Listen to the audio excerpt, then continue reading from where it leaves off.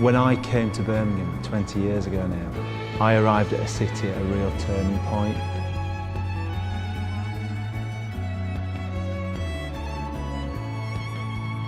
The last 20 years has really seen a massive change, and Heart and Soul is really coming back.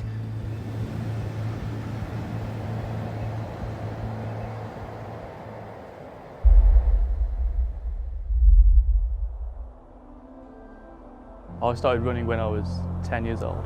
My mum brought me along to Birchwood Harriers. He was at the age where it was a 6 weeks holiday, he didn't know what to want to do. And he didn't really want to go because he didn't know anybody. They said he was a natural. He loved him. I could see very early on, he looked really good as an athlete. Jared is so grateful. Can never ever thank him enough. It's kind of strange for people to now be talking about me as a potential up-and-coming star.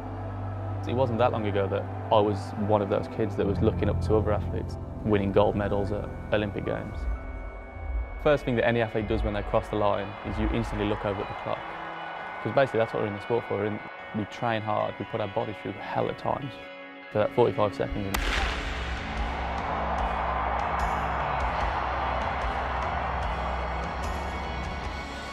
If you're a serious athlete, Rio is really what you want to aspire to. 2015, this is going to be my year.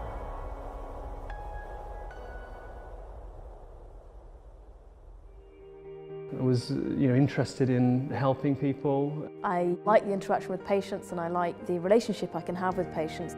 They're not coming second best, they're on very exciting territory. You know, there's a huge number of things coming together at the QE. Walking through it, you can see what an amazing place it is. You're juggling family life, you're juggling your work. When we've got different challenges or new ideas, we'll always be able to give that insight. They've always got the patient's best interest at heart. The thing that we have to remember is that for that patient in front of you, this could be something that they remember for years. It's tiny steps, but you're trying to come up with things that maybe end up with the treatment. You make a very conscious decision to do medicine. At the end of your day, you really have done some things to help people.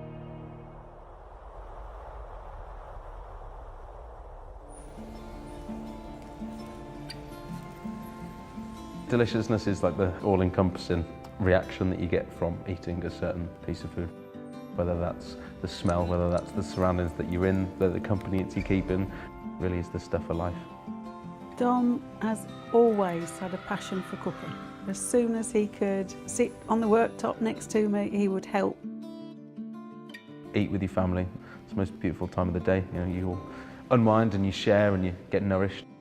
Dom's really good at being inspired by good food from around the world. You always bring back something, so it might even be the way a certain restaurant looks, even if it's just a small extra flavour that we add to a sandwich at Peel and Stone. Dom is a really, really good cook and chef and baker. You can't have too many Doms in this world. I wasn't allowed a Game Boy or a console, so I had to cook instead. I'm really excited to see what's next in the story of Dom Clark.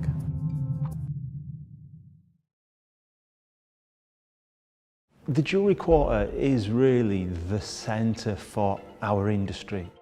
Jewellery was just a fantastic subject. That could be fine arty. You could then take that and make something. It all started when I was at school and you had to say, what were you interested in? I just went into this place. I didn't know how jewellery was made or anything. And I was just like, this is what I want to do forever. In this age of limited edition, you want something that you can own. It's like hand making a card, isn't it? That's so much nicer than buying one from the shop. Jewellery Quarter has been the epicentre for jewellery for our country. In the future, it will continue to be that. With the history that Birmingham has got, I think it's great that younger designers bringing that craft of tradition back. All jewellery should be precious. We're really keeping traditional skills alive, but also being part of the future.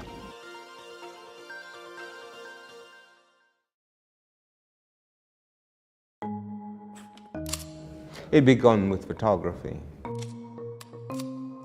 I've always felt photography was the vehicle which I would use to express my thoughts.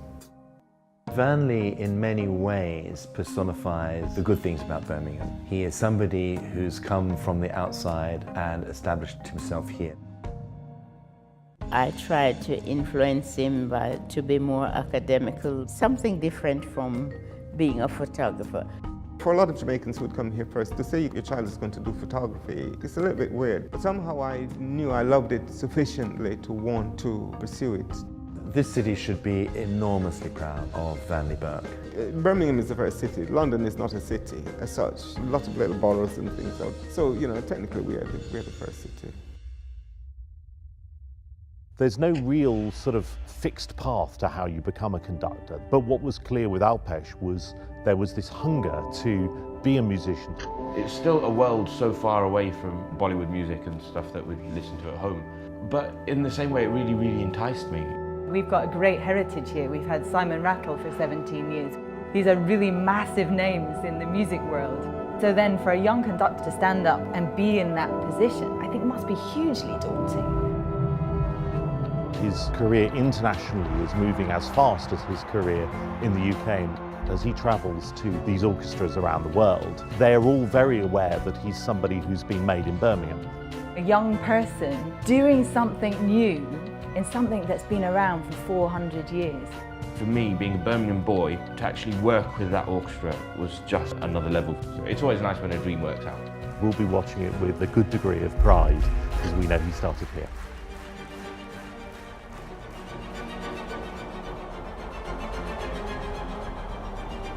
There is an energy among people. New people, new food, new language. They're interested in craft and heart and soul being put into something. And there's a real community, everybody helps each other out. And I think that kind of sums up the city. If you have a good idea, you're a nice person and you're prepared to work really hard, Birmingham will be really kind to you. Just think it's, you know, let's keep changing, let's keep improving.